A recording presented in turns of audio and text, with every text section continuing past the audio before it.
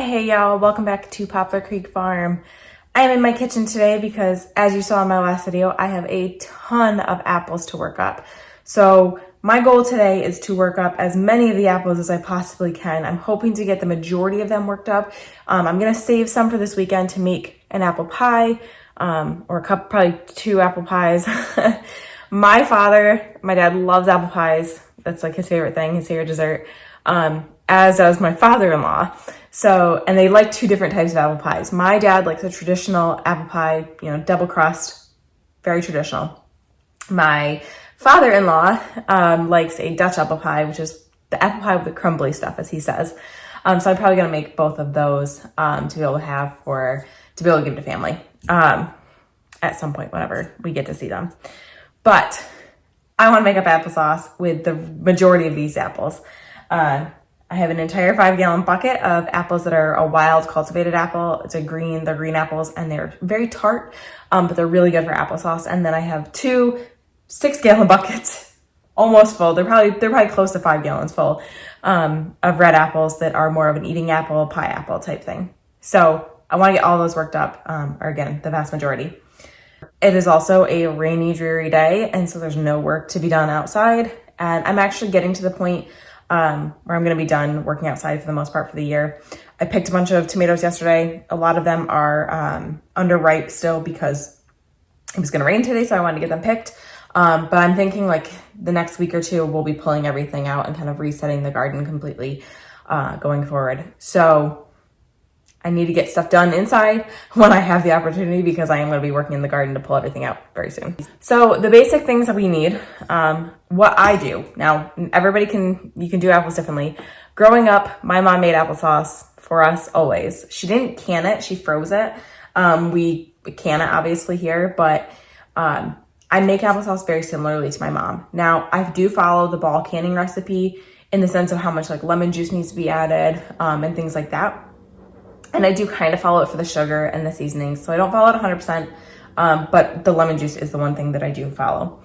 So growing up, we would all get an apple, get a peeler and sit around the table and sit on the counter and peel apples. And then my mom would core them, would cut them up and get the core out and put them in a big pot, boil them down.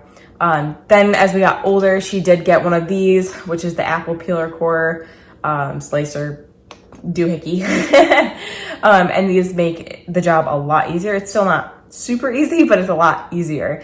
The big thing with these apples is they're a lot smaller than like a cultivated variety. A lot of times what I use for applesauce is Cortland and Gala. Now Gala is a smaller apple anyways, but Cortland are huge apples, so it doesn't take a lot of apples to make applesauce, whereas these apples are definitely smaller and take quite a few more apples to make the same amount of applesauce. So it is a little bit of a process, but it's nothing hard.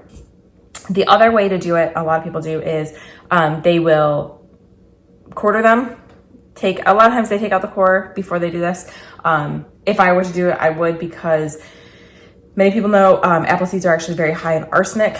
Now, it takes a lot of apple seeds to actually cause any kind of issues, but I wouldn't want to risk it at all. So take that out and then boil them or simmer them down in a pot with the skins on, and then put them through a fruit strainer like we do with our tomatoes, which just gives you a very thin sauce, a very pureed sauce.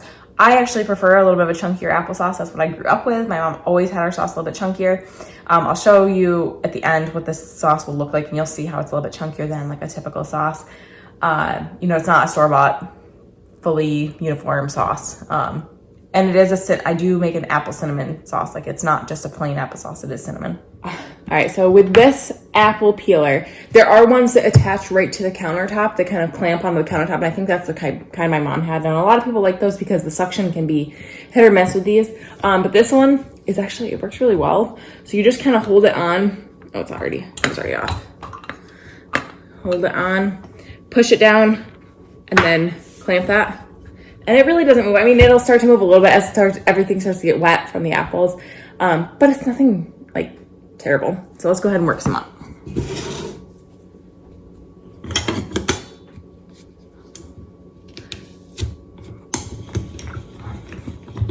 Normally I normally have my pig bucket sitting right here to throw everything into. So I gotta grab that. skins go to the apples. I do give the apples, the cores to the apples oh my God. I do give the cores to the pigs, even though there is the seeds in them. Most people feed pigs, like drop apples and stuff, and then eat the whole thing. So it's really not a big deal for them. And then just break apart these pieces. You don't really have to break apart the pieces necessarily. I do. I like to break them apart a little bit at least.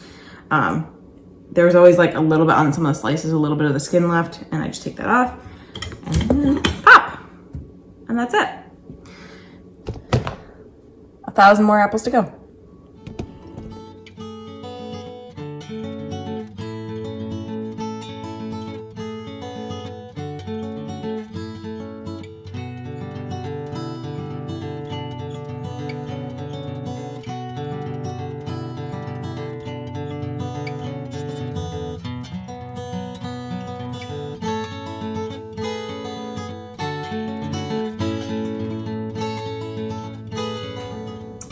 One thing you guys may notice about these apples is the fact that they're not perfect. They have marks on them. They're not like these perfect apples that you would buy in the grocery store. And that's because they're organic. They're not sprayed with anything. There's no fungicides sprayed on them. There's no pesticides, nothing. So you do have to be careful and check them for any like critters inside because they are organic. But for the most part, I've never found anything on any of them, but they just don't look perfect, but that's what food is supposed to look like. All right, so I have a whole pot of apples, apple slices or spirals. This is kind of what that peeler core does, it spirals them. And like I said, I just kind of break them up a little bit as I put them in, and then what I do is I take this and I like push them down just to make a little more space, so there's not so much just empty unused space. I don't want to fill it too much more than this just because it's going to start, it will actually boil down quite a bit. It's going to be about half the size very soon. But initially I don't want it like boiling over or anything. So what I'm going to do is I'm going to put about an inch and a half of water on the bottom of this. I don't add the lemon juice yet. And yes, they start to brown if you don't put lemon juice in them, but that's just an appearance thing. It's not actually, doesn't ruin the function of them or the taste or anything. It just doesn't look as pretty, which I add cinnamon anyway, so it turns out brown. So I'm gonna add that water and I'm gonna set it on the stove. I'm gonna do another pot of apples after this. What we do is once we put that inch and a half, maybe 2 inches total of water across the bottom, we let it just simmer. I will put a lid on it for a little while, and then as it simmers down, we stir it up. The apples start to really mush up and break down. I will use this potato masher and mash them some more. I still end up again with chunky applesauce, but it's still a little more uniform. At that point, I'll add the sugar, which the recipe calls for, and this is from the Ball Complete Canning Book. It's over in the corner right now. My hands are all sticky. But the recipe calls for 3 cups of sugar. I do it kind of to taste, and then I add cinnamon to taste as well. It does call for 4 tablespoons of lemon juice, which I do add the full amount of lemon juice because I want to make sure it's safe once we can it.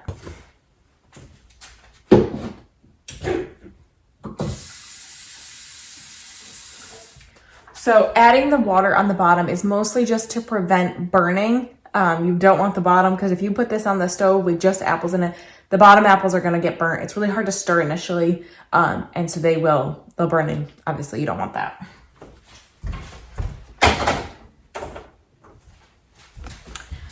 Like I said, I'm gonna throw a lid on that, but I only put it on about a medium heat. If you put it on high, it just gets going a little too quickly. The water evaporates off, and then you have, again, are risking burning your apples, which you don't want to do. So again, I'm referencing this Ball Complete Book of Home Preservation. The recipe calls for 12 pounds of apples, peeled, cored, quartered, treated to prevent browning, which you don't have to do. I don't mind the browning at all. Some water, 3 cups of granulated sugar, and 4 tablespoons of lemon juice. This is water bath canned. And once I do 2 pots, so I do that big pot, and I don't know exactly the size pots I have, and then I do one of the smaller ones.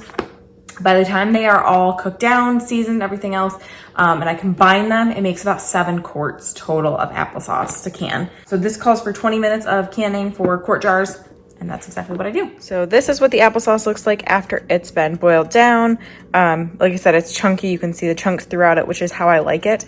Nothing has been added to this one yet. No cinnamon, no sugar, no lemon juice. This is what it looks like during the boiling process. So that one has just been added to the stove. I'm gonna go ahead and add the sugar and the cinnamon and the lemon juice to this one. This will probably boil down and I'll probably be able to add it to this. And so this will be 1 full pot, which will be about 7 quarts. It's just a little over 7 quarts, but we'll put whatever's left over in the fridge instead of canning potentially one more quart on its own. Look at that. Look at that yummy applesauce after cinnamon and sugar and lemon juice. Looks good. This is, while it is boiling down, it starts to get mushy, and pretty much this goes to this really fast. Once it starts actually getting soft, they boil down really fast. I'm gonna mash these in a few minutes. All right, guys, so it's later in the day, and I'm gonna go ahead and actually can the applesauce now. I have jars sterilizing. They're done now. I'm gonna pull them out. We're gonna go ahead and put the applesauce right into them. I did combine the 2 pots, and this is how much I got.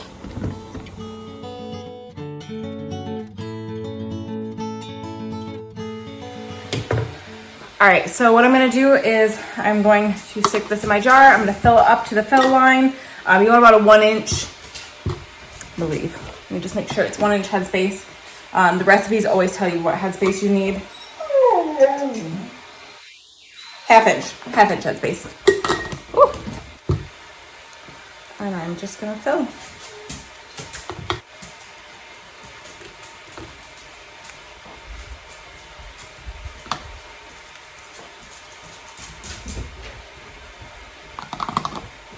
I am using both wide mouth and regular mouth jars. It's just what I have. I don't have a whole lot of quart size jars left. I've done so much canning this year, I don't have a ton left. So, just gonna use what I have. And this applesauce is hot. It's been on the stove as well. You want to have the same temperature when you're canning. You will regret it if you don't. I have put cold jars in before because one's like, a few of them didn't seal. So I was like, oh, I'll just put it back in. That'll be fine. Well, when you put a cold jar in a hot canner, the jar oftentimes will break. So good.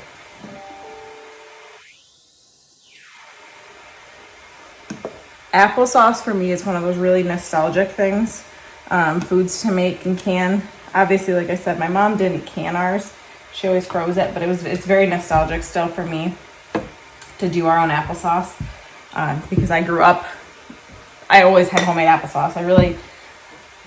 I think other than like maybe occasionally at friends' houses or like at school, I would have regular store-bought applesauce.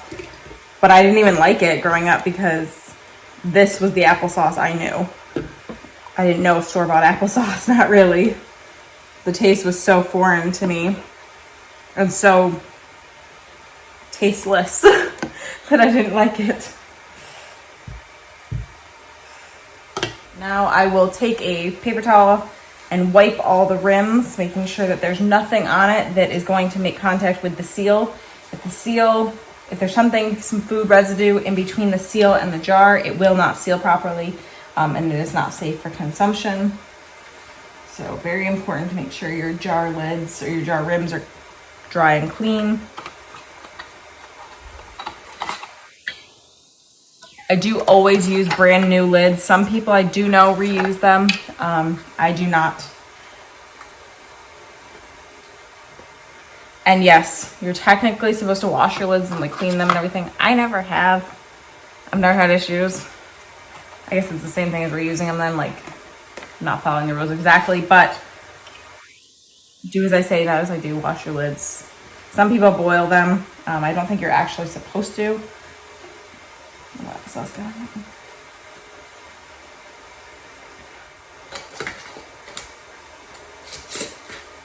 So you want your jars finger tight, which means as tight as you can get with your hands. You don't need any kind of special tightener to make sure it's tight enough. Finger tight. Now let's load the canner. Now, you don't set your temperature, or I'm sorry, you don't set your timer as soon as you put them in the canner. You set your timer once it comes to a rolling boil. You want your canner to rolling boil for it to properly can them. So once that happens, then I'll set the timer for 20 minutes and we'll wait the 20 minutes and then pop them out. You're supposed to, you let them sit in the canner for 5 minutes, turn the heat off, let them sit in the canner, and then remove them. There's only a tiny bit of applesauce left, so I guess I'm going to eat it. The jars are now done and I'm going to take them out of the canner.